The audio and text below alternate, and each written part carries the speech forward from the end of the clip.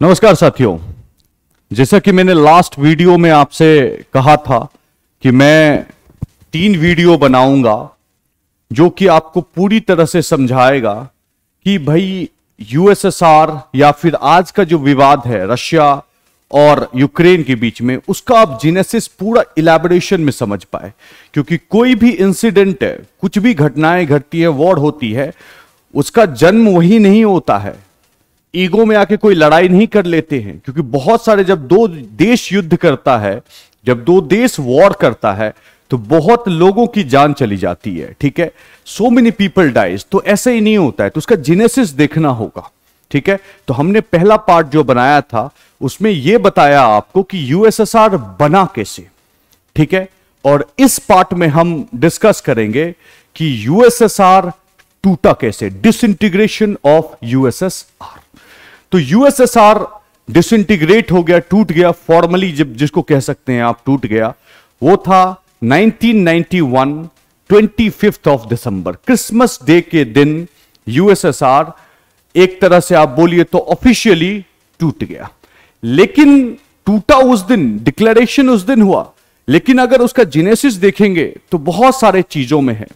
ठीक है, और ये जो इवेंट था यूएसएसआर के टूटने का, इसको अभी कुछ दिन पहले व्लादिमीर पुतिन जो रशिया के प्रेसिडेंट हैं, उन्होंने कहा कि greatest tragedy in the history, इतिहास में सबसे ट्रेजेडी भरा दिन था जबकि यूएसएसआर डिसइंटीग्रेट हो गया।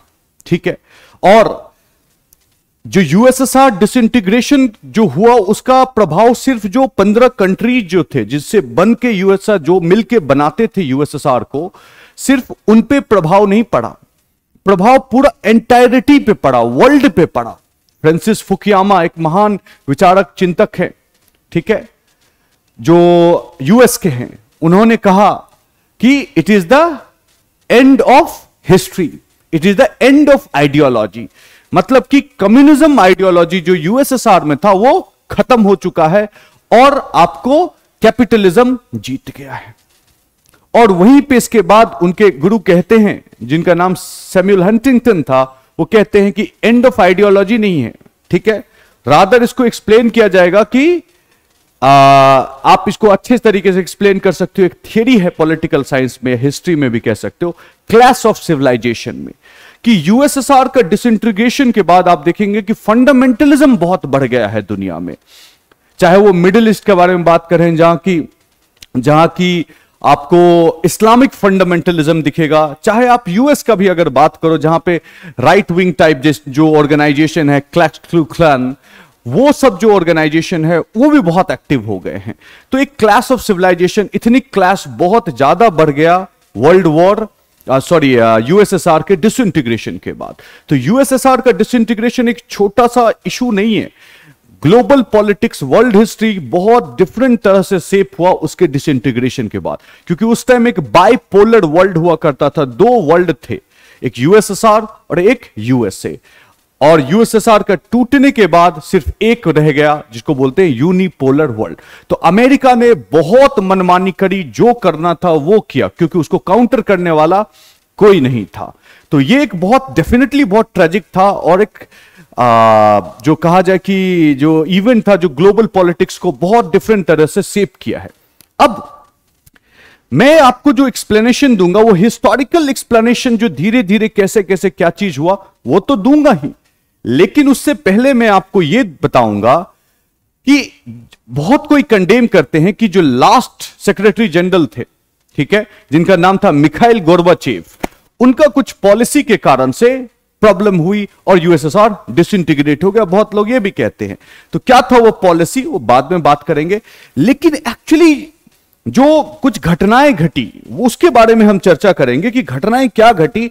18 अगस्त 1991, 18 अगस्त 1991 को एग्जैक्टली हुआ क्या था, और अचानक से क्या हुआ, किस तरह की सिचुएशन बनी और कैसे डिसइंटीग्रेट हो गया। पहले मैं उसकी कहानी बताता हूं, हर दिन का कहानी मैं बताता हूं, उसके बाद मूव करेंगे कि क्या क्या डिफरेंट रीजन था। क्योंकि मैंने पहले ही कहा था आपसे कि कोई भी कंट्री, नो कंट्री या कोई भी बहुत बड़ा इवेंट होता है, जैसे कि यूएसएसआर टूट गया, वो एक दिन या एक साल या 2 साल के कारण से नहीं टूटा है, कुछ ना कुछ रहा होगा उसके पीछे का इतिहास, हिस्ट्री, ठीक है, इसीलिए टूटा है, वो भी समझाएंगे। लेकिन पहले ये बताते हैं एग्जैक्टली उस मोमेंट पे क्या हुआ था।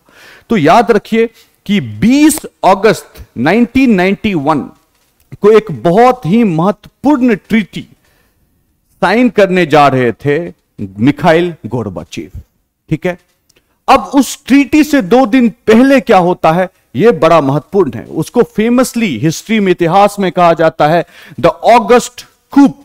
कूप का मतलब होता है जबकि जो चुना हुआ, जो फॉर्मल जो शासक होता है, रूलर होता है, उसको जबरदस्ती ताकत के बल से, मिलिट्री के बल से, ताकत तो मिलिट्री के पास ही होती है, मिलिट्री के बल से हटा के कोई और आदमी पावर ले ले अपने हाथ में, उसको कहते हैं कूप, जो कि म्यांमार में लगभग 1 साल पहले हुआ था। मिलिट्री ने कूप करके क्या कर लिया, पावर हथिया लिया, ठीक है।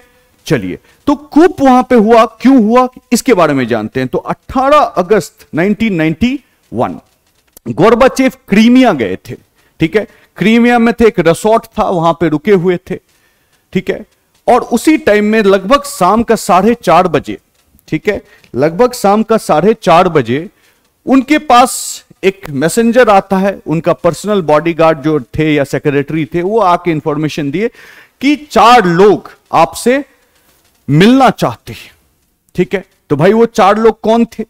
तो एक डिफेंस काउंसिल के सेक्रेटरी थे, ठीक है, एक केजीबी के चीफ थे, ठीक है, फिर सिक्योरिटी के चीफ थे, ठीक है, और सीपीएसयू, ठीक है, communist party of Soviet union, उनके सेक्रेटरी हैं। तो इनको शक हुआ, ठीक है, शक हुआ कि भाई क्या मामला है। और पहले से भी खबर चल रही थी, बातें चल रही थी कि कुछ होने वाला है, उथल पुथल, लगभग 6 महीने से बातें चल रही थी, पूरा समर में लगभग इस तरह से बातें चल रही थी कि ये सब हो सकता है। तो गोर्बाचेव बहुत चालाक थे, तो उनको लगा कि भाई कुछ तो सस्पिशन लगा कि भाई कुछ गड़बड़ है। तो उन्होंने तुरंत टेलीफोन उठाया और सोचा कि कुछ कंफर्मेशन लो, किसी को बारे में बात में बताओ कि ऐसा कुछ लग रहा है मुझे। लेकिन जैसे ही उन्होंने फोन उठाया, फोन कट था, फोन डेड था, कि मतलब जो लाइन था उसको किसी ने साइड से, पीछे से काट दिया, ठीक है। अब ये 4 लोग आए, उनसे मिले और उनको कहा कि गोर्बाचेव साहब, आप जो है कि मुझे डिक्लेरेशन साइन करके दो, इमरजेंसी डिक्लेरेशन, इमरजेंसी घोषित कर दिया जाए पूरा सोवियत राष्ट्र में, पूरा यूएसएसआर में, इमरजेंसी। और इमरजेंसी होगा तो किसी के पास स्पेशल पावर आ जाएगा। और इसी बात पे गोर्बाचेव गर्म हो गए, ठीक है, बोले कि तुम लोग स्काउंड्रल्स हो, भगोड़े हो, तुम लोग ट्रेटर हो, तुम लोग क्रिमिनल हो, मैं साइन नहीं करूंगा, ठीक है। उनका डिमांड था कि आप इमरजेंसी डिक्लेयर कीजिए, आप यहां पे रिसोर्ट में आराम कर रहे हैं, मसाज लीजिए, आराम कीजिए, वोडका पीजिए, लेकिन जो पावर है वो ट्रांसफर कीजिए वाइस प्रेसिडेंट को। गेनेडी यानायेव नाम था उनका, गेनेडी यानायेव नाम था, उनको पावर ट्रांसफर कीजिए, आपसे अब ना हो पाएगा, चलेगा नहीं आपसे, आप दे दो उसको पावर। इन्होंने गालियां दी, बोला कि जो भी करना है कर लो, मैं नहीं साइन करूंगा। गोर्बाचेव बहुत पॉपुलर, बहुत ताकतवर नेता थे, ठीक है।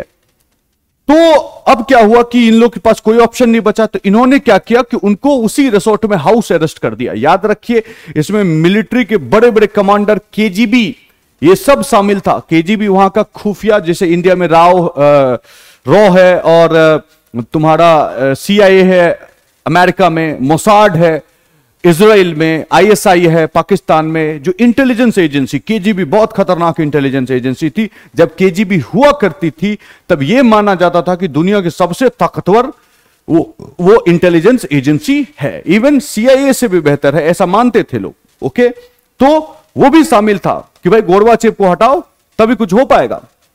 तो उनको हाउस अरेस्ट कर लिया वहीं पे, ठीक है। लेकिन ध्यान रखिएगा कि उनके जो पर्सनल हाउस अरेस्ट कौन किया, जो एयर चीफ के जो हेड थे वहां का एयरफोर्स, जो यूएसएसआर का एयरफोर्स था, उनके हेड जो थे वो उन्होंने हाउस अरेस्ट किया। और बाद में जब गोर्बाचेव और उनकी वाइफ दोनों थे वहां पे, बाद में जब वहां से निकले तो ये कहा उन्होंने कि हम लोग लगभग लगभग श्योर थे कि हमें गोलियों से मार दिया जाएगा, कि भाई हम लोग यहां से बाहर नहीं निकल पाएंगे, ठीक है। लेकिन उन्होंने, उनके जो पर्सनल बॉडीगार्ड थे गोर्बाचेव के, वो बड़ा लॉयल थे और उनके घर में एक ट्रांसमीटर रख दिया था, ठीक है, एक रिसीवर रख दिया था कि बाहर में जो भी चल रहा है कूप को लेके उसका समाचार गोर्बाचेव को मिलता रहे। और उस पे जो न्यूज फीड जाता था, बहुत मदद किया था बीबीसी और वॉइस ऑफ अमेरिका। वो एकदम डे टू डे, एकदम मिनट बाय मिनट रिपोर्टिंग कर रहे थे कि क्या चल रहा है, और वो इंफॉर्मेशन किसको मिल रहा था? गोर्बाचेव को। अब आया 19 तारीख के सुबह का दिन। 19 तारीख के सुबह का दिन कुछ लोग आए, ठीक है, ये है गोर्बाचेव आपके, और ये वो 8 लोग हैं, मेन 8 लीडर्स, ये ध्यान रखिए, यही वो 8 लोग हैं जो कोई आर्मी के, एयरफोर्स के चीफ हैं, कोई जनरल सेक्रेटरी सीपीएसयू जो सेक्रेटरी हैं कम्युनिस्ट पार्टी के, कोई वाइस प्रेसिडेंट है। तो बहुत सारे पावरफुल लोग, ये 8 लोग थे जो मेन 8 कल्प्रिट थे। होने के लिए बहुत सारे लोग थे, लेकिन ये मेन 8 लोग थे, और ये हैं आपके मिखाइल गोर्बाचेव। तो 9 बजे सुबह गए यहां पे और अनाउंसमेंट किया कि जो गोर्बाचेव हैं उनका हेल्थ बहुत खराब है, और वो जो है कि अपना ड्यूटी नहीं निभा सकते हैं, ठीक है। और इसीलिए article 127 section 7 of the Soviet constitution के अंदर यह पावर दिया गया है कि जो वाइस प्रेसिडेंट है उनके जगह पे काम करे, यह कह दिया गया। और वाइस प्रेसिडेंट ने डिक्लेयर कर दिया क्या? National emergency. और जैसे ही नेशनल इमरजेंसी किया, सब चीज, स्ट्राइक को बैन कर दिया, फ्रीडम ऑफ स्पीच को बैन कर दिया, जितने भी अखबार बुक सब चीज थे सबको बैन कर दिया। जो भी अगेंस्ट में बोले उनको अरेस्ट करने का उनका आइडिया था, ठीक है। कोई स्ट्राइक नहीं कर सकता, कुछ भी नहीं कर सकता, सपोर्टेड बाय केजीबी, ठीक है। अब यह भी था कि देखिए, सोवियत यूनियन 15 मिलके बने थे, लेकिन हर एक डिफरेंट कंट्री जो था, चाहे इस्टोनिया हो गया, लतीविया हो गया, लुथेनिया हो गया, रशिया हो गया, कोई भी हो गया, रशिया सबसे पावरफुल था, सबका अपना अपना प्रेसिडेंट भी था। लेकिन सुप्रीम सोवियत कौन था? जो सब मिलके बनते थे वो थे, जिसके की हेड गोर्बाचेव थे। तो सोचिए वो कितना पावरफुल व्यक्ति होगा। तो उसी टाइम में जो रशिया के जो प्रेसिडेंट थे उनका नाम था बोरिस येल्सिन। बोरिस येल्सिन को भी अरेस्ट करने का इन लोगों ने प्लान बनाया था, ये 8 लोगों ने, ठीक है। लेकिन बोरिस येल्सिन जो है वो किसी तरह छुप के, किसी तरह से वो पहुंच गए जहां पहुंचना था, ठीक है। तो अब ये जो तस्वीर देखिए, इन्होंने क्या किया, जो 8 जो लीडर थे, अनाउंसमेंट किया, इमरजेंसी डिक्लेयर कर दिया, और जो टैंक को भेज दिया कहां पे? स्ट्रीट्स पे, कि सबको कब्जा करो, ठीक है। और आदमी को लगा, वहां पे बहुत लोग थे, जागरूक लोग थे, उनको लगा कि हो क्या रहा है भाई, मिखाइल गोर्बाचेव गायब, इल हेल्थ, कल तक तो ठीक थे, आज अचानक से इल हेल्थ, इमरजेंसी डिक्लेयर कर दिया, और तुम यहां तोप भेजे जा रहे हो यार स्ट्रीट पे, क्या है मामला? तो लोगों ने एक ह्यूमन चेन बना लिया कि भाई मारना है तेरे को, तोप तो इधर मार, आने अंदर, पार्लियामेंट के अंदर नहीं घुसने दूंगा, ठीक है, पार्लियामेंट के अंदर नहीं घुस सकते हो तुम, यह चीज था। और यहीं पे आप देख सकते हैं कि ये वाला तस्वीर आप देख सकते हैं कि यहां पे देखिए कितने सारे टैंक है, और इधर इतने सारे लोग हैं, इधर सो मेनी, हजारों की संख्या में लोग आए, और किसी तरह से बोरिस येल्सिन, ये है बोरिस येल्सिन, और ये टैंक है, वहां पहुंच गए प्रोटेस्टर्स के बीच में। पीछे देखिए व्हाइट हाउस है, ठीक है, वहां पे भी व्हाइट हाउस बोलते थे, ठीक है। बोरिस येल्सिन ने जबरदस्त स्पीच दिया। स्पीच दिया, कौन थे Boris Yeltsin? Russian president, okay. और बोला कि कॉल, मतलब इमीडिएट जनरल स्ट्राइक, बोले जितने लोग हैं मॉस्को के, ये मॉस्को में हो रहा है घटना, मॉस्को के सब लोग स्ट्रीट पर आइए, आज नहीं आएंगे तो आप बचा नहीं पाएंगे, ठीक है। और तुरंत उन्होंने एक प्रेसिडेंस रेजोल्यूशन पास किया, और जो कहा कि ये जो कूप है ये एक इलीगल कूप है, और जो ये लोग शामिल है, 8 लोग हैं, या उनको जो भी सपोर्ट कर रहे हैं, वो सब के सब ट्रेटर हैं, देशद्रोही हैं, ठीक है, क्रिमिनल्स हैं। और यह भी कहा कि जो रशियन ऑफिशियल्स हैं, जो रशिया मुल्क के ऑफिसर हैं आर्मी में जो हैं, वो पार्टिसिपेट इसमें ना करे। अब बोरिस येल्सिन ने इस तरह का बात कर दिया तो सेंटीमेंट थोड़ा बदलने लगा। बहुत सारे आर्मी वाले थे, उन्होंने कहा कि भाई अब हम नहीं करेंगे, गोलियां फायर नहीं करेंगे, यहां पे नहीं जाएंगे। ठीक है, मिलिट्री वाले ने कहा कि भाई एक टैंक बटालियन था, उन्होंने पूरा ही डिनाई कर दिया, मैं मूव ही नहीं कर रहा। ठीक है, तो थोड़ा कूप जो किया था जो लीडर सब वो डर गए। तो शाम में 5 बजे वो फिर से एक प्रेस कॉन्फ्रेंस करते, ये तस्वीर वही है।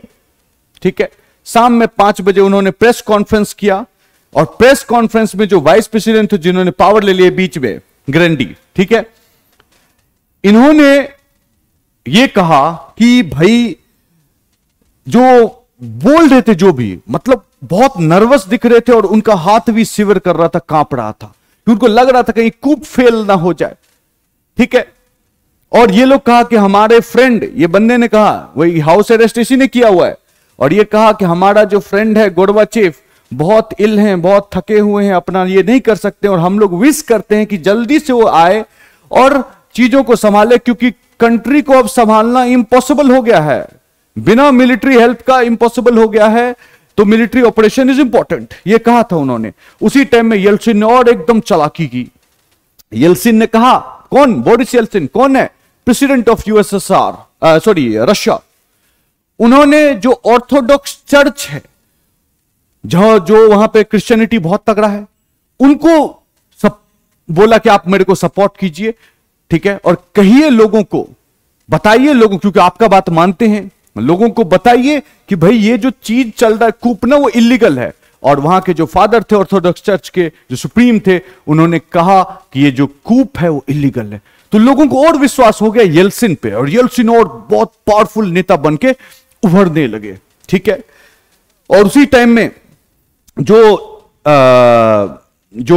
ये भी अनाउंसमेंट किया कि जो भी ऑफिसर्स हैं रशियन मुल्क के, ब्यूरोक्रेट हैं या मिलिट्री में है, मिलिट्री बटालियन है, या केजीबी में भी जो रशियन ओरिजिन के हैं, they should not participate in the coup. Coup में पार्टिसिपेट नहीं करेंगे वो, ये कहा उनको, और उनका बात बहुत लोगों ने माना। उसके बाद फिर से उन्होंने एक रिजोल्यूशन लाया और कहा कि रशिया के अंदर जितने भी, ध्यान रखिएगा, जितने भी इंटरप्राइज हैं, जितने भी मतलब कि फैक्ट्री हैं, इंटरप्राइज, जैसे इंडिया में है सरकारी जो आपको पीएसयूज, ओएनजीसी, बेल, गेल, सेल, ये सब जो है, उसी तरह से वहां पे भी था। वो सब बोला कि रशियन टेरिटरी के अंदर जितना आता है उस पर कंप्लीट कंट्रोल रशिया का होगा और यूएसएसआर का नहीं होगा। देखो, बोरिस येल्सिन पावरफुल नेता बनके निकल रहे हैं। 22 अगस्त कूप फेल हो गया। ठीक है, कूप तो वही 20 तारीख को ही फेल हो गया, और जो लीडर्स थे, 8 लीडर और भी उनके साथ जो चेले थे, सब भागने का कोशिश किए, लेकिन सब फेल हुए, सबको पकड़ लिया गया। और लास्ट में वो लोग क्या किए, कोई अपने पत्नी को गोली मारा, फिर अपने आप को गोली मारा, कोई डायरेक्ट अपना सुइसाइड कर लिया, किसी को पकड़ लिया गया और एग्जीक्यूट कर दिया गया, एंड सो मेनी सच थे, तो नो वन सर्वाइव्ड। ओके, तो 22 अगस्त को गोरबाचेव वापस आते हैं। कहां आते हैं? आपको मॉस्को। कहां से? क्रीमिया से आते हैं, और देखते हैं कि भाई कंडीशन पूरा खराब हो गया, अब जो है कुछ भी कर लो वो इम्पॉसिबल है। और ये भी उन्होंने देखा कि बोरिस येल्सिन का पॉपुलैरिटी भी बहुत बढ़ गया, और रशिया जो सबसे बड़ा ताकत था यूएसएसआर के अंदर, सबसे बड़ा जो कंट्री था, वो खुद ही अलग धारा में चल रहा है, तो फिर कैसे जोड़ के रखोगे? तो 24 तारीख को उन्होंने क्या किया, 24 अगस्त को उन्होंने रिजाइन कर दिया as a general secretary to the communist party of USSR. ठीक है, उससे रिजाइन कर दिया, और लेटर ऑन कि उनके जो कुछ मंत्री थे वो भी दिसंबर के महीने तक वन बाय वन सब रिजाइन करने लगे, और लास्ट में 25 तारीख क्रिसमस के दिन का ये तस्वीर है, जहां पे आप ये देख सकते हैं कि ये यूएसएसआर का फ्लैग को डाउन किया जा रहा है। ठीक है, और ये है रशियन फ्लैग।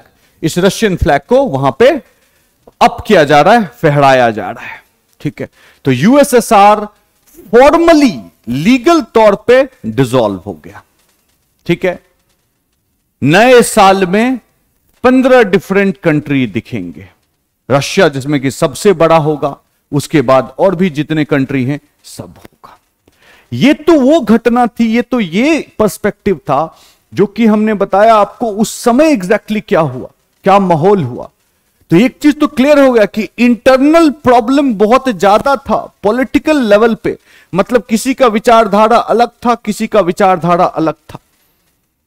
कुछ जो थे ये जो हार्डलाइनर जो कूप करना चाह रहे थे, वो उनको कहा जाता था दे आर हार्डलाइनर, स्टालिन के थिंकिंग के आदमी हैं। ठीक है, स्टालिन के सोच के व्यक्ति हैं, और वो लोग चाह नहीं रहे कुछ होना, तो यूएसएसआर को रख के कोई फायदा नहीं है, डिसइंटीग्रेट कर दो, ये चलने वाला नहीं है। ये तो मैंने उस टाइम की घटना बताई, लेकिन ये हार्डलाइनर है कौन, स्टालिन है कौन, उनका क्या थिंकिंग था, वो भी तो जानना जरूरी है। तो इसीलिए अब हम रूट में चलेंगे, कि अंदर चलेंगे, घुसेंगे कि एग्जैक्टली क्या हुआ था। जैसा कि हमने पिछला वीडियो में आपको बताया था। देखिए पिछला वीडियो इससे जस्ट पहले वाला है, फॉर्मेशन ऑफ यूएसएसआर, बहुत इलेबोरेट मैंने बनाया है। यूएसएसआर का तो बताया ही है, और यह बताया कि उसके पीछे कहानी, कि जो रशियन रिवॉल्यूशन है वो कैसे आया और कैसे फॉर्मेशन हुआ यूएसएसआर का। ठीक है, उसके बारे में बताया है, आप चाहें तो वो देख सकते हैं। और अगर आपको वीडियो अच्छा लगे तो लाइक करें, सब्सक्राइब करें, कमेंट कर सकते हैं, मैं जवाब दूंगा, और शेयर करें। ठीक है, क्योंकि बहुत ज्यादा रिसर्च और मेहनत लगती है वीडियो बनाने में, तो प्लीज थोड़ा हेल्प करें। ओके, तो चलिए अब आते हैं कि ये है व्लादिमीर लेनिन, हमने वहां पे भी बताया था। ये मार्क्स के विचारधारा पे चलते थे। ठीक है, और इनके ही नेतृत्व में, इनके ही लीडरशिप में यूएसएसआर का गठन हुआ था, और धीरे धीरे बहुत सारे कंट्री, 15 कंट्री टोटल जुड़ गए थे। ठीक है, तो मार्क्स का विचारधारा क्या था? रशियन रिवॉल्यूशन के बाद ये प्रीमियर बने, यूएसएसआर का फॉर्मेशन किया। मार्क्स का विचारधारा क्या था? मार्क्स कहते थे, ध्यान रखिएगा, मार्क्स बिलीव करते थे इक्वालिटी पे। ऐसा नहीं कि अमीर के पास ही सब चीज है और गरीब 14 घंटे काम कर रहे हैं, 13 घंटे काम कर रहे हैं, 15 घंटे काम कर रहे हैं, मिल कुछ नहीं रहा है, अमीर अमीर बनता जा रहा है, मेहनत गरीब लोग कर रहे हैं। ठीक है, तो वो चाहते थे कि ऐसा समाज बनाए जो समानता पे आधार हो, इक्वालिटी पे बेस्ड हो, और वहां पे लोगों को अधिकार हो, जो सेल्फ डिटर्मिनेशन का अधिकार, जहां सम्मान की भावना हो, वो चीज के बारे में बताया था। तो उन्होंने कहा था ये चीज लाने के लिए, उस तरह का समाज बनाने के लिए आपको रिवॉल्यूशन लाना होगा, और रिवॉल्यूशन लाना होगा तो रिवॉल्यूशन का भी उन्होंने 2 फेज दिया। फेज 1 में कहा कि सोशलिस्ट रिवॉल्यूशन लाना होगा। ठीक है, जहां पे कि स्टेट होगा, वो हर चीज को कंट्रोल करेगा, प्रोड्यूस करेगा, डिस्ट्रीब्यूट करेगा, सोशलिस्ट रिवॉल्यूशन। और जब सोशलिस्ट रिवॉल्यूशन के बाद जब जो स्टेज है वो है कम्युनिज्म आना, जहां पे कि छोटे छोटे डिसेंट्रलाइज्ड कम्यून्स रहेंगे, छोटे छोटे बहुत सारे, और वो लोग खुद अपना डिसाइड करेंगे कि हमें कैसे जीना है, क्या करना है। ओनरशिप वहां पे कम्युनिटी का होगा, प्राइवेट ओनरशिप नहीं होगा। सब लोग अपने ताकत के अनुसार काम करेंगे और अपने नीड के अनुसार वो उसमें से लेंगे। ठीक है, तो मतलब उनका जो थिंकिंग था वो था कि इमेंसिपेशन ऑफ ह्यूमन बीइंग को जो बॉन्डेज है ना, मेंटल ब्लॉकेज जो से बाहर निकाल के उनको फ्री करने का उनका मेन कोर आइडिया वो था। ठीक है, तो यहां तक तो ठीक हुआ कि सोवियत आपने बनाया, यूएसएसआर बनाया, सोशलिस्ट रिवॉल्यूशन लाया। और एक चीज और हुआ कि लेनिन का डेथ बहुत जल्दी हो गया था। उसके बाद लेनिन के नंबर 2 जो थे वो थे स्टालिन। ठीक है, स्टालिन थे, तो ये तो हो गया कि भाई ठीक है कि लेनिन ने वो सोचा था करेंगे, नहीं कर पाए मे बी, या जो भी थिंकिंग हो। लेकिन जो स्टालिन आया वो कम्युनिज्म नहीं लाया, उसी सोशलिस्ट रिवॉल्यूशन जो हुआ था, जिसको अक्टूबर रिवॉल्यूशन, रशियन रिवॉल्यूशन भी बोलते हैं। ठीक है, उससे जो मिली थी जो भी चीज कंसेशंस, उसका पूरा दुरुपयोग किया, और ये एक पूरा कंप्लीट तानाशाह बन गया। हिटलर जैसा था वैसा ही आपका स्टालिन बन गया। ओके, स्टालिन बन गया। और जो एक लेनिन का एक आइडिया था कि भाई जब सोवियत बन जाएगा तो धीरे धीरे स्लोली एंड ग्रेजुअली जो जितने भी 15 कंट्री जो दिख रहे थे लास्ट स्लाइड में आपको, वो सब धीरे धीरे एक certain way of life develop कर लेंगे, कल्चर डेवलप कर लेंगे, ठीक है, स्लोली, ओके, जो कि रशियन सेंटर टाइप होगा, ऐसा उनका भी थोड़ा बहुत मानना था, ओके। क्योंकि ये जो ग्रुप जो था, जो मैंने पहले दिखाया, ये बहुत ही more than 100 different ethnic group रहते हैं यहां पे, बहुत ज्यादा कल्चरली डाइवर्सिफाइड है, ठीक है। तो ये चाहते थे कि धीरे धीरे हो, ठीक है, और चाहते थे कि लास्ट में कम्युनिज्म आए, ये जो मार्क्स का थिंकिंग था। लेकिन स्टालिन आए तो पूरा का पूरा एक रिजीम नया लाया, जिनको बोलते हैं टेक्निकल टर्म में टोटलिटेरियन रिजीम। टोटलिटेरियन रिजीम वो होता है जो हर एक चीज, every decision and individual take, वो सब चीज स्टेट ही लेता है। देयर इज नथिंग पर्सनल और प्रोफेशनल। राज्य सब चीज करता है, सरकार सब चीज करती है, वैसा चीज होता है।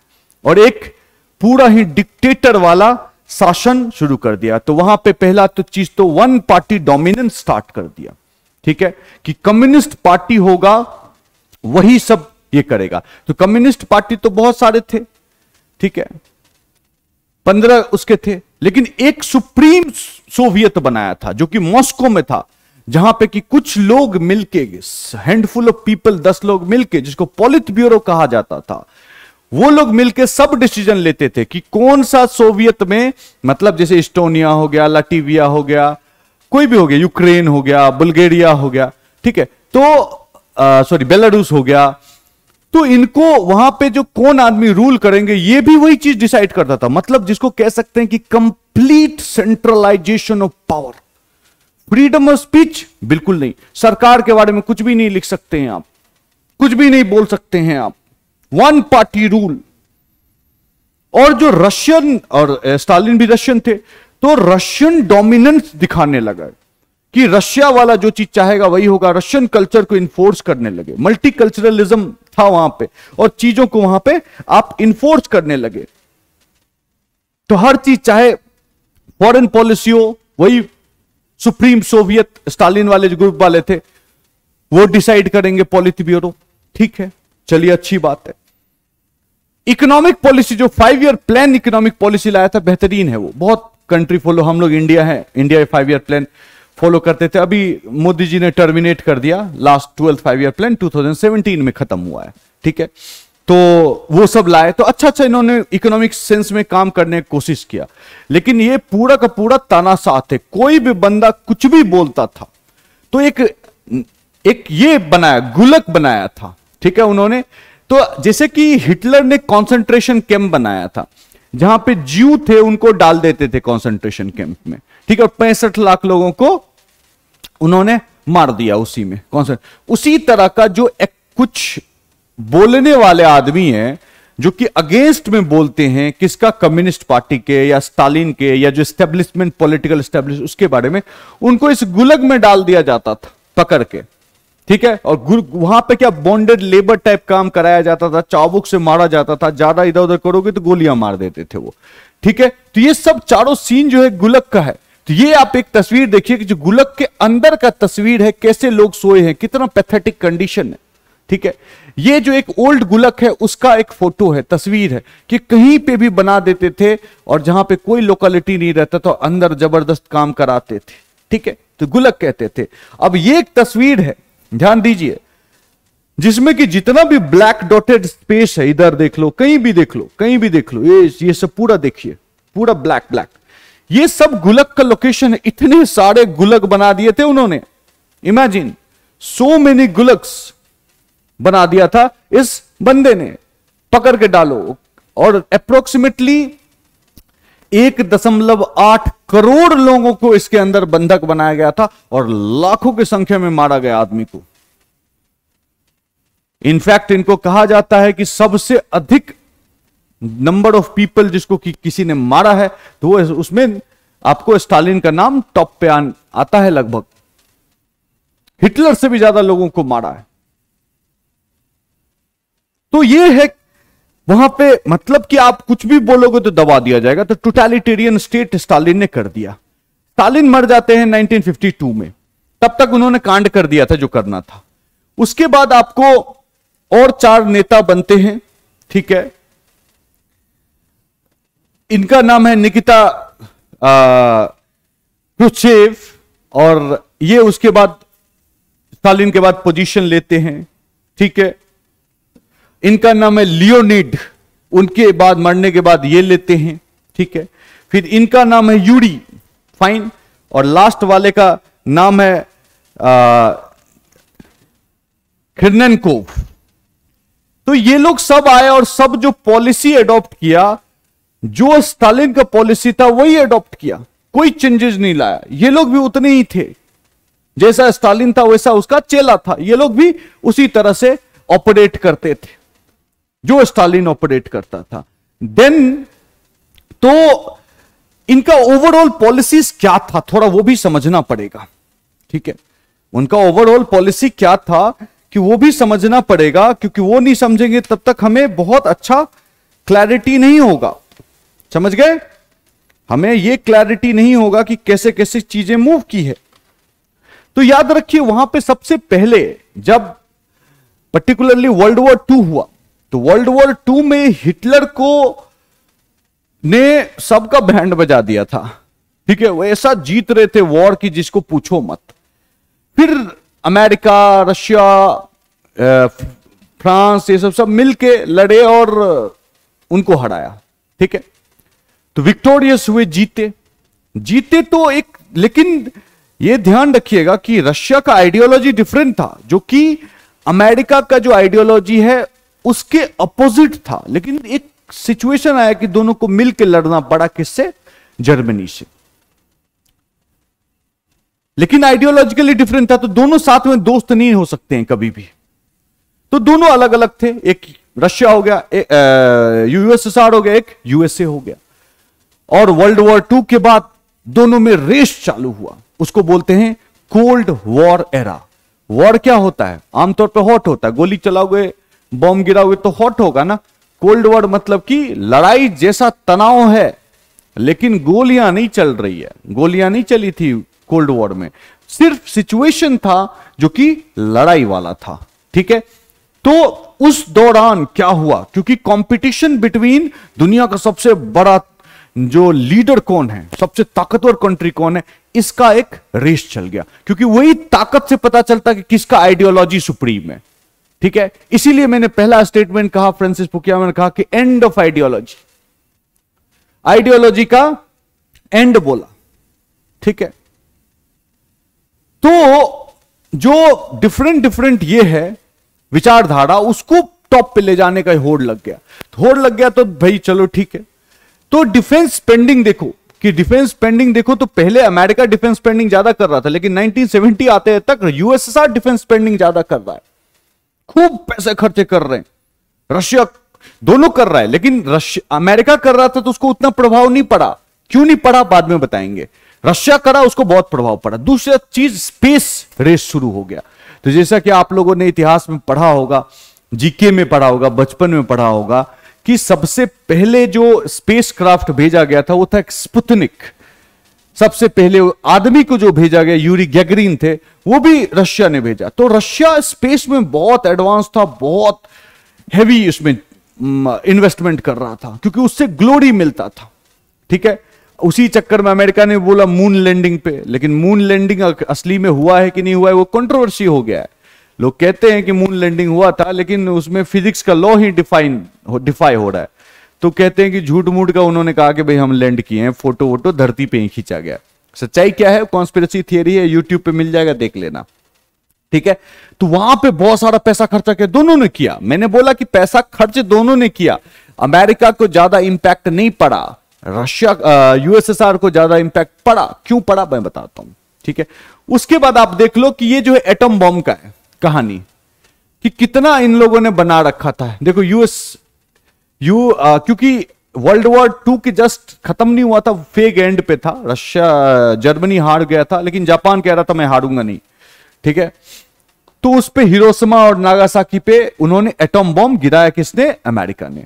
अब ये एटम बॉम्ब सबसे भयंकर हथियार था, तो इन्होंने सोचा कि भाई मेरे को भी एटम बम बनाना है, मेरे को भी एटम बम बनाना है। तो एटम बम बनाने का दोनों में कंपटीशन हो गया, तो खूब सारे एटम बम बनाया। रशिया ने तो ऐसा भयंकर एटम बम बनाया, ठीक है, जिसका नाम है जार बॉम्बा, ठीक है, जार बॉम्बा नाम का एटम बम है। जब उसको गिराया गया, ठीक है, जब उसको विस्फोट किया गया और तो उससे जो रिपल निकला, कहा जाता है जो रिपल निकला वो धरती का 3 चक्कर लगाया।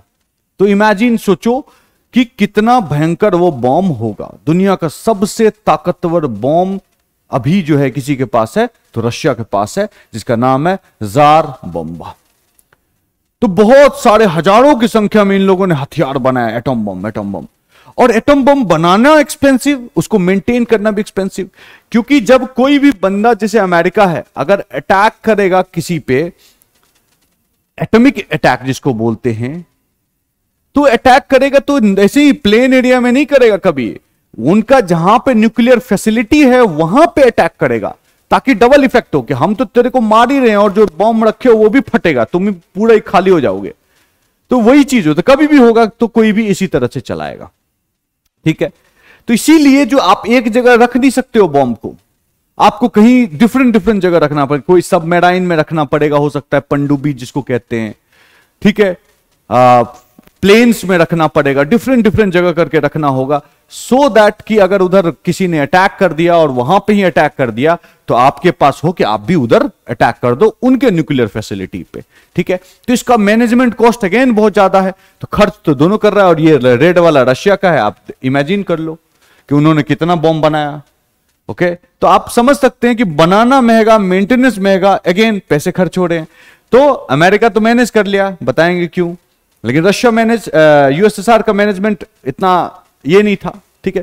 तो लेट्स कम उसके बाद, और उसके बाद जो कम्युनिस्ट फेवर्ड कंट्री थे उनको यूएसएसआर बहुत मदद करता था, चाहे पैसे से मदद हो या कॉन्फ्लिक्ट में हो, कुछ भी हो उसमें मदद करता था।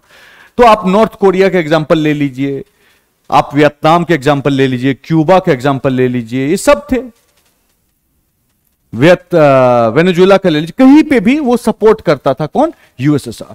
तो वियतनाम में युद्ध चल रहा था, किसके बीच में, वियतनाम वर्सेस यूएसए, बहुत ही लंबा युद्ध चला ये। और इसमें जो मिलिट्री इक्विपमेंट हो या फिर पैसे हो, अनाज हो, बहुत हेल्प कौन किया, आपको जो यूएसएसआर, ताकि अमेरिका हार जाए। अमेरिका ने यहां बहुत कोशिश की जीतने की, उनका मोर देन 60,000 सोल्जर्स मारे गए, अमेरिका जीत नहीं पाया। तो यहां पे भी बहुत पैसा खर्च किया, अमेरिका के पास पैसा खर्च किया, अमेरिका के पास पैसा था, यूएसएसआर के पास उतना नहीं था। अब आइए कि अफगानिस्तान में वॉर, अफगान में भी क्या हुआ कि वहां मुजाहिदीन वाला मामला शुरू हुआ, तो वहां के गवर्नमेंट के अगेंस्ट हो गए वो लोग। तो रशिया ने अपना ट्रूप्स भेजा कि भाई जाओ अफगानिस्तान में लड़ो, 79 में भेजा, 10 साल के लिए 89, ठीक है, जिसमें 15,000 उनके सोल्जर्स मारे गए और नियर अबाउट 50,000 के आसपास इंजर्ड हुए, ठीक है। पाना क्या कुछ बेनिफिट हुआ, कुछ बेनिफिट नहीं हुआ। अफगानिस्तान में आज तक कोई जीत ही नहीं पाया पूरी तरह से, कोई बेनिफिट नहीं हुआ। स्पेशली कुछ दिन पहले आप देखा था आपने कि तालिबान फिर से कब्जा कर लिया, अमेरिकन भाग गए, ठीक है, वो चीज था। अब देखिए कि और उनका जो इकोनॉमी था, प्लान्ड इकोनॉमी, जिसको कि कमांड इकोनॉमी भी कहते हैं।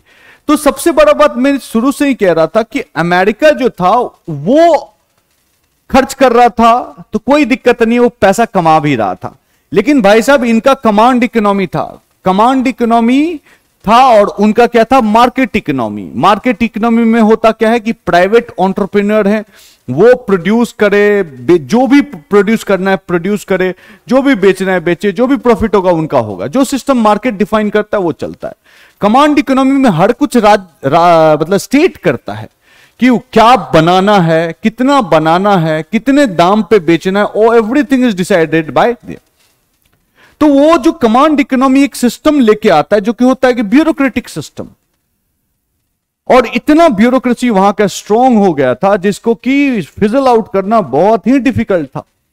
जैसे कि आप मान के चलो सरकारी बैंक है, वहां पे जाओ, वहां पे आप सर्विस देखो, जो वहां पे जो रहते हैं एसबीआई जाओ, आप वहां लोन लेने जाओगे, आपको लोन मिल गया तो लगेगा कि उन लोगों ने हमारे पे एहसान कर दिया, ये नहीं समझते कि हम कस्टमर हैं। जबकि एचडीएफसी बैंक जाओ, आपको अलग तरह का ट्रीटमेंट मिलेगा। तो यही दोनों अंतर है, ठीक है। तो वहां पे जो था कि पैसे बहुत, उनका बिलियंस ट्रिलियंस इकोनॉमी होने लगा। लेकिन यहां पे इनएफिशिएंसी आने लगा, बहुत इनएफिशिएंट इकोनॉमी हो गया।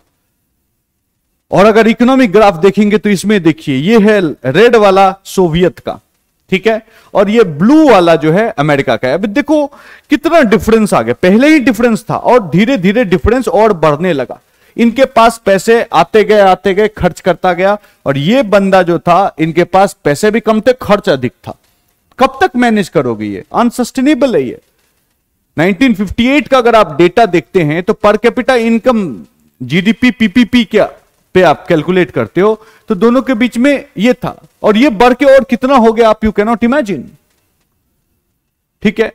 मिलिट्री स्पेंडिंग ये था, पर कैपिटा इनकम इस तरह का था, खराब था, अच्छा नहीं था, लेकिन द पॉइंट इज ओके कि डिफरेंस बढ़ता गया, ठीक है, डिफरेंस धीरे धीरे बढ़ता चला गया। यह है इशू। उनका इकोनॉमी अच्छा नहीं था लेकिन काम बहुत बड़े बड़े कर रहे थे। इकोनॉमी क्यों नहीं अच्छा था? क्योंकि कमांड इकोनॉमी था। कमांड इकोनॉमी ब्यूरोक्रेटाइजेशन हो जाता है, और ब्यूरोक्रेसी का जितना भी खराब गुण है वो सब आ जाता है किसमें? इकोनॉमी में, पॉलिटिकल सिस्टम में, ठीक है। तो ये कहानी था वहां का। तो बहुत, लेकिन हां एक चीज रखिए कि सोवियत ने एजुकेशन पे ठीक ठाक ध्यान दिया था, ओके। तो ये सिचुएशन था सोवियत का, इकोनॉमिकली बहुत खराब, ठीक है। अब आए गोर्बाचेव, मिड 1980s में आए, और ये एक रिफॉर्मिस्ट टाइप थे। वो स्टालिन वाला थिंकिंग नहीं था इनका कि दबा के रख दो। ये इन्होंने रिफॉर्म लाने का सोचा कि भाई हम लोग जब तक रिफॉर्म नहीं लाएंगे तो ये कैसे मजबूत होगा, ये सबसे बड़ा सवाल था। तो उन्होंने दो पॉलिसी लेके आया था, और बहुत लोग कहते हैं कि इसी दोनों पॉलिसी के कारण से यूएसएसआर डिसइंटीग्रेट हो गया, ठीक है। तो पहला पॉलिसी था ग्लासनोस्ट का, ठीक है, ग्लासनोस्ट का पॉलिसी था, और दूसरा था पेरेस्ट्रोइका, ठीक है, पेरेस्ट्रोइका एंड ग्लासनोस्ट। पेरेस्ट्रोइका का मतलब क्या है? लिटरल मीनिंग है रिकंस्ट्रक्शन। तो रिकंस्ट्रक्शन किस चीज का? जो political ecosystem and economics ecosystem है उसको रिकंस्ट्रक्ट करने का उन्होंने सोचा कि जिस तरह से चल रहा है चीजें उस तरह से नहीं करेंगे हम, we will bring certain change, okay. और ग्लासनोस्ट का जो मीनिंग था, उसका मीनिंग था कि more openness and transparency in the functioning of the government. जो सरकार जो चल रही है उसमें हम अधिक ट्रांसपेरेंसी, ओपननेस लेके आएंगे। ये ग्लासनोस्ट का लिटरल मीनिंग हुआ। और इस दोनों पॉलिसी को अगर आप ये कर लो तो किस किस तरह का प्रोग्राम इस पॉलिसी के अंदर आया? तो पहला चीज फ्रीडम ऑफ स्पीच दे दिया, जो कि पहले नहीं था, कि तुम बोलो जो बोलना है, लिखो जो लिखना है। जो बैन किया हुआ था हर चीज पे वो सब उठा लिया, ठीक है। जो गुलक में पॉलिटिकल प्रिजनर इतने सारे थे उनको बोला कि रिहा करो, झूठ मूठ कर डाले हुए हो। सीक्रेट पुलिस जो था हर घर में झांक झांक के देखता था, उसको बोला कि भाई तू ठंडे में रहे, उतना दूसरे को घर में मत जाके देखो कि कौन क्या कर रहा है, ठीक है, ओके। और जो इलेक्शन में सिर्फ कम्युनिस्ट पार्टी पार्टिसिपेट कर सकते थे कि कैंडिडेट जो सेलेक्ट कर, तो यहां पे उनको चॉइस दिया कि मल्टीपल कैंडिडेट्स होंगे, आप उनमें से किसी को चुनो, ठीक है। ये सब लाया। और दूसरा चीज क्या लाया कि जो पहले सिर्फ सरकार ही वहां पे इंटरप्राइज चला सकती है, फैक्ट्री चला सकती है, लेकिन अब क्या किया? बोला कि private people can do that. तुम्हारे में एंटरप्रेन्योरशिप है, तुम खोलो फैक्ट्री, प्रोड्यूस करो, जो मन वो प्रोड्यूस करो।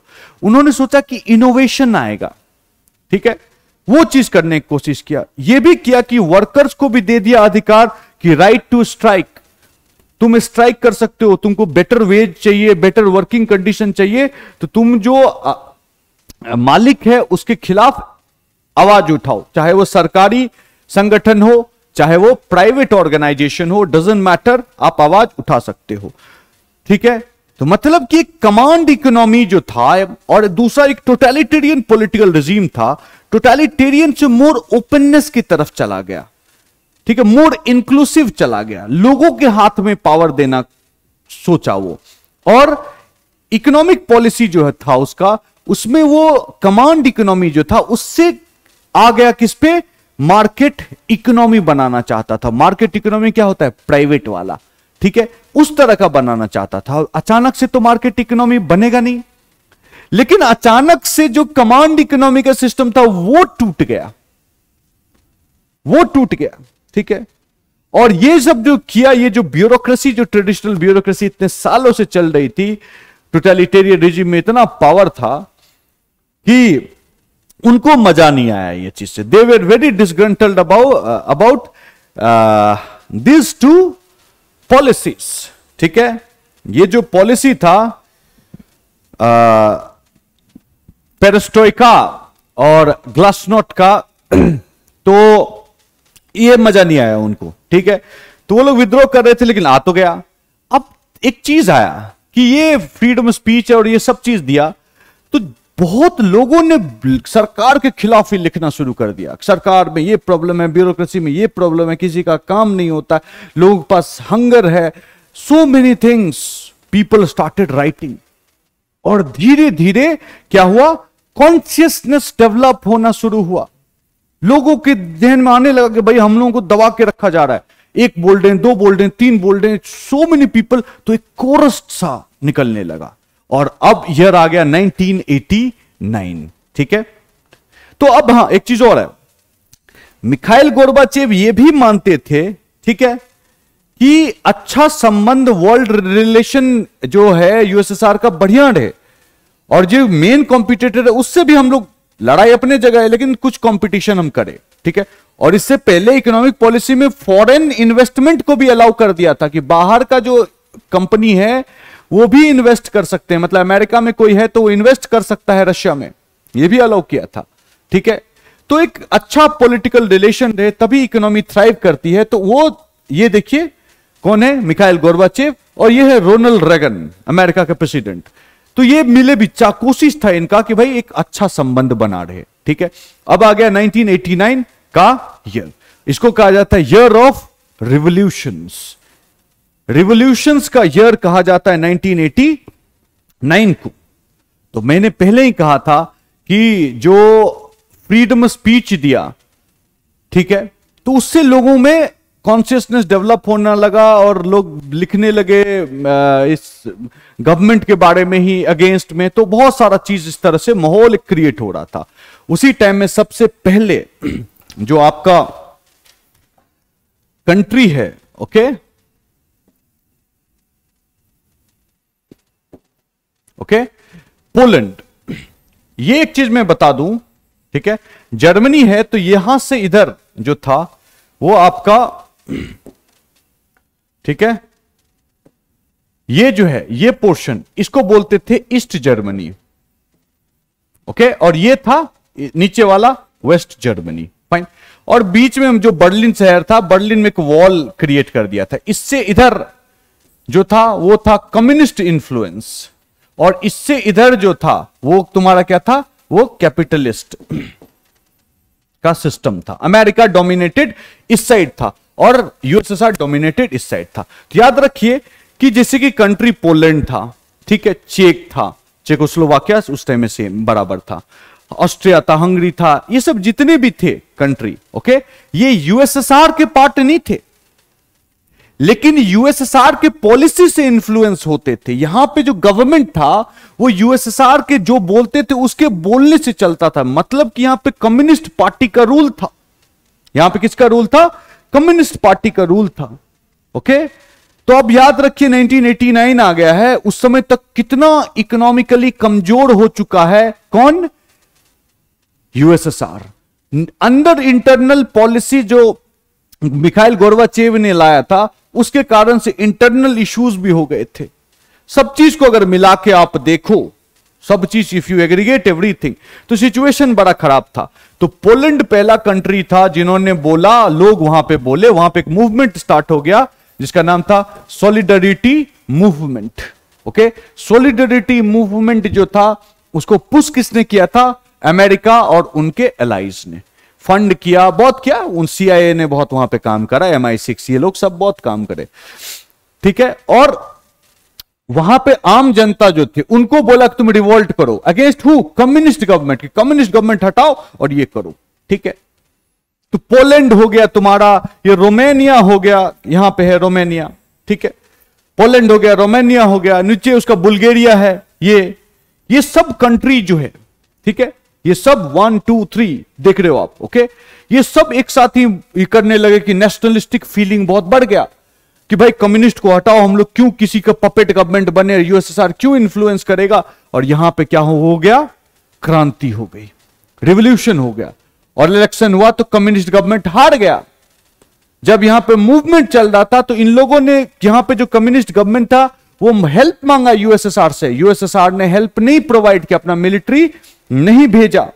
लेकिन जब वैसे एक बार 1956 में, ये भी मैं बता दूं, ये है आपका हंगरी, 1956 में इसी तरह का क्राइसिस हुआ था हंगरी में, और हंगेरियन गवर्नमेंट ने बुलाया था यूएसएसआर को, यूएसएसआर अपना ट्रूप्स भेजा इधर यूक्रेन साइड से, ठीक है, और यहां पे क्या कर लिया, इसको जितना भी मूवमेंट था उसको सप्रेस कर दिया, ठीक है, मिलिट्री को भेज के। लेकिन यहां पे वो मिलिट्री नहीं भेज पाए, ठीक है, क्योंकि सिचुएशन खुद खराब है, पब्लिक का सेंटिमेंट ठीक नहीं है, पॉलिसी जो हमने अच्छा के लिए लाया था उसका परिणाम गलत निकल गया, ठीक है, एंगेजमेंट उधर बहुत सारे 15,000 लोग मारे गए आपके अफगानिस्तान में, ठीक है। तो ये सब नेशनलिस्टिक मूवमेंट हुआ धीरे धीरे, जितने भी कंपनी है ये सब, जितने भी देख रहे हैं, चेज रिपब्लिक में क्या वेलवेट रिवॉल्यूशन स्टार्ट हुआ। तो इस तरह से डिफरेंट नाम हुआ करता था।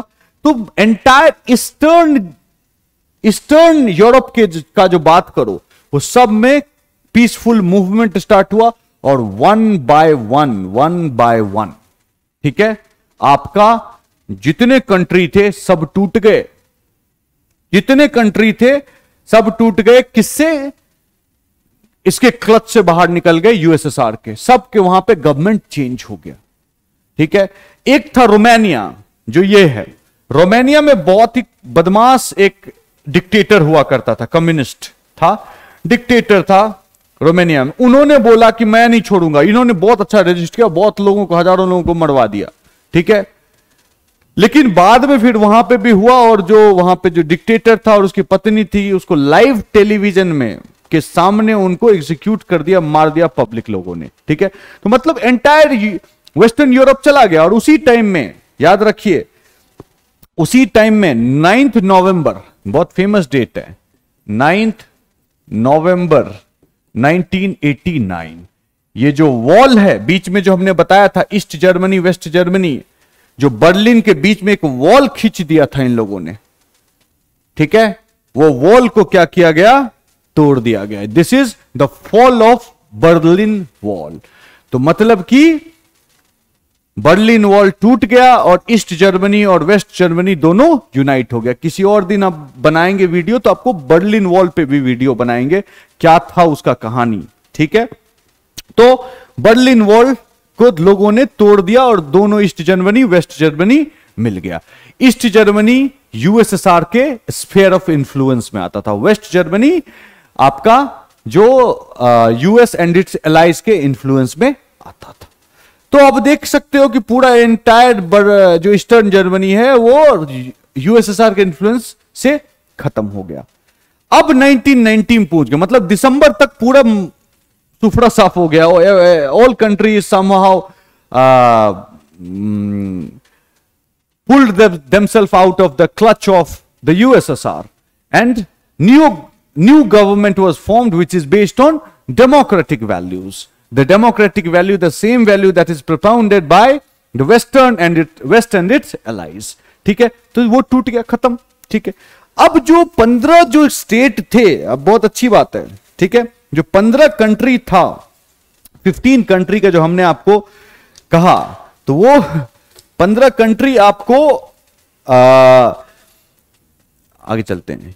ये जो 15 कंट्री है, ओके, उसमें सबसे पहले जो नेशनलिज्म का फीलिंग आया, वो नेशनलिज्म का फीलिंग और अपने आप को इंडिपेंडेंट घोषित किया किसने, तो आपको